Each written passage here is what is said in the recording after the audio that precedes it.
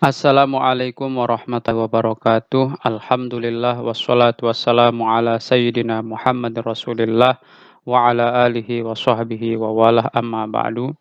Teman-teman yang dirahmati Allah, pada kesempatan kali ini merupakan pertemuan pertama ya.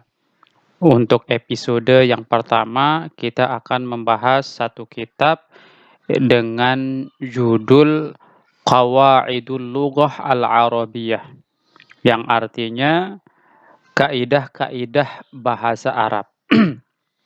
Jadi di dalam kitab ini nanti kita akan membahas tentang seputar kaidah-kaidah bahasa Arab yang terdiri dari kaidah nahwiyah dan juga kaidah sorfiyah, kaidah nahu dan sorfnya lah gitu ya. Ini akan dibahas di dalam kitab ini.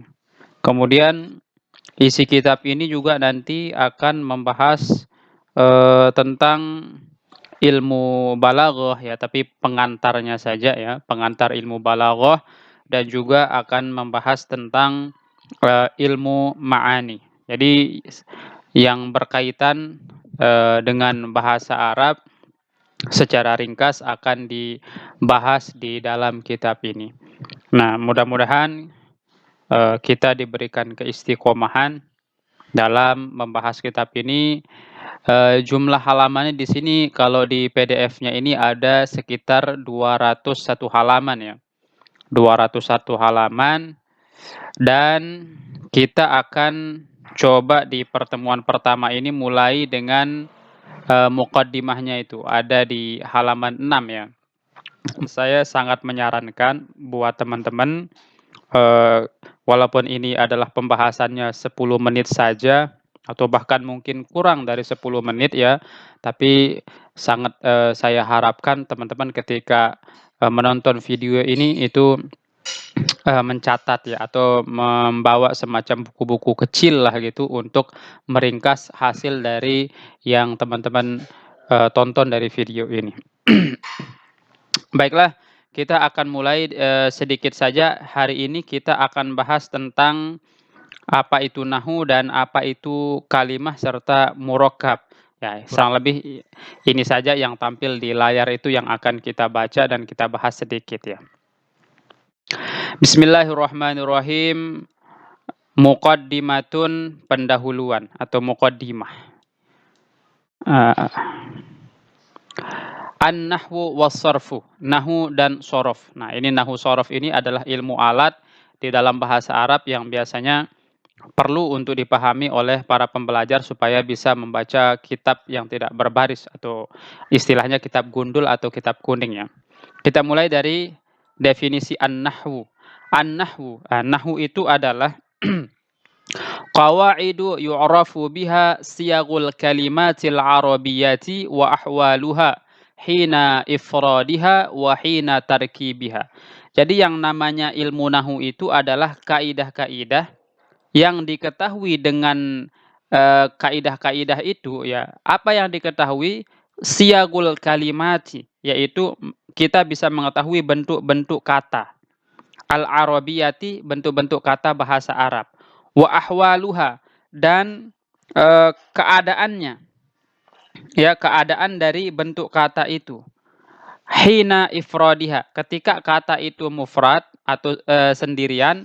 Wahina tarkibiha, dan ketika kata itu menyusun atau bersusun menjadi sebuah pola kalimat gitu. Nah, jadi itu tujuan dari ilmu nahwu ya. Ilmu nahwu itu adalah ilmu yang membahas tentang akhir-akhir kata. Karena nanti kalau beda harokat akhirnya atau beda keadaan akhir katanya, itu nanti akan beda kedudukannya, beda maksudnya, beda maknanya, dan beda pemahamannya dalam ketika kita membacanya secara mufrad atau secara tarkib ya. Nah, sedangkan sorof itu adalah ilmu yang membahas tentang kata juga ya, dia membahas tentang kata tapi dari sisi bentuknya ya.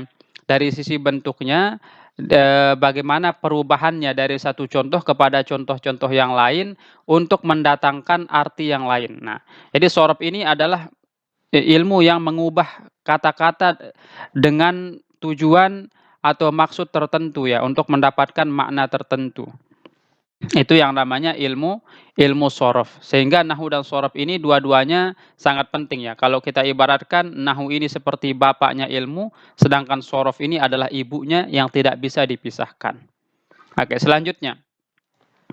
Wal kalimatu, sedangkan kata, apa sih itu kata? Hiya al-lafzu, yaitu adalah lafaz, sesuatu yang diucapkan oleh alat ucap gitu. Al-mufradu, yang mufrad, adalu ala ma'nan, yang menunjukkan atas makna. Misalnya kata itu kata kayak kursiyun. Nah, kursi itu kan menunjukkan makna. Kalau disebut kursi, maka bayangan dalam kepala kita adalah suatu tempat duduk.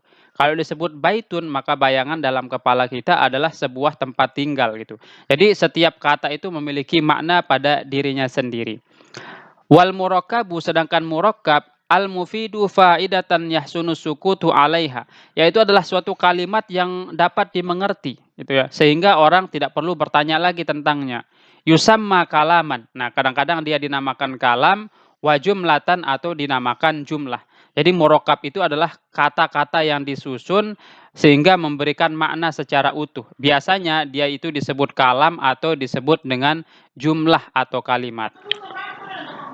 Baik, jadi pada pertemuan kali ini paling tidak kita mengetahui 3 ta'rifan atau 3 definisi. Yang pertama tentang nahwu itu apa, yang kedua tentang kata itu apa, dan yang ketiga tentang kalimat itu apa.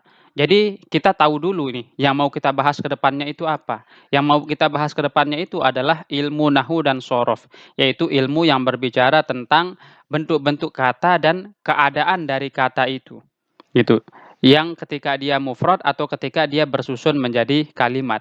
Nah, karena kita akan membahas tentang kalimat bahasa Arab, maka kita perlu tahu dulu apa itu kata ya. Jadi kata itu adalah lafaz. Nah, yang namanya lafaz adalah sesuatu yang keluar dari lisan kita atau ucapan ya, berupa kata-kata. Gitu. Itu namanya adalah lafaz ya. Jadi kalau lafaz pasti keluar dari mulut gitu, tidak mungkin dari yang lain-lain. Ya, yang menunjukkan makna. Nah, jadi kata itu adalah sebuah lafaz yang diucapkan, ketika diucapkan itu maka kata itu berkaitan dengan makna. Seperti yang saya contohkan tadi. Kalau seseorang menyebut kursi, maka orang yang mendengar kata kursi itu pasti bayangannya adalah sebuah tempat duduk. Karena lafaz itu sudah dikaitkan di dalam otak kita dengan makna atau macam bentuk dari kata itu ya. Kalau disebut misalnya kata cahaya, maka kita membayangkan sesuatu yang terang gitu. Kalau disebut kata gelap, maka kita membayangkan sesuatu yang membuat mata kita tidak bisa melihat apa-apa gitu. Nah, itu disebut dengan kata. Jadi setiap kata dia pasti menunjukkan atas makna pada dirinya sendiri. Nah, sedangkan murakkab ini murakkab ini kan artinya yang tersusun ya. Maksudnya di sini adalah kata-kata yang tersusun itu kalau dia memberikan makna, maka itu disebut kalam atau jumlah seperti itu ya. Jadi kita sudah mengetahui apa itu nahwu shorof, apa itu kata, dan apa itu kalimat. Nah, ini saja ya sebagai pendahuluan dalam pembahasan kali ini. Jadi kalau kita ditanya apa itu nahwu dan shorof, ya nahwu dan shorof itu adalah ilmu yang berbicara tentang bentuk-bentuk kata dan keadaan kata dalam bahasa Arab, baik ketika dia sendiri maupun ketika dia tersusun menjadi sebuah kalimat. Itu simpelnya ya, nahwu dan shorof itu seperti itu. Kemudian kalau kita ditanya apa itu kata, jelas kata itu adalah lafaz yang ketika keluar dari mulut itu orang yang mendengarnya akan mengetahui bahwa kata yang disebutkan itu memiliki makna pada dirinya sendiri. Artinya memiliki makna pada dirinya sendiri itu adalah ketika disebutkan maka pikiran kita tertuju kepada lafaz yang disebut itu, kepada makna lafaz yang disebut itu. Nah, sedangkan kalimat adalah beberapa kata yang disusun, lalu beberapa kata yang disusun ini memberikan makna tersendiri. Itu disebut dengan kalam atau jumlah.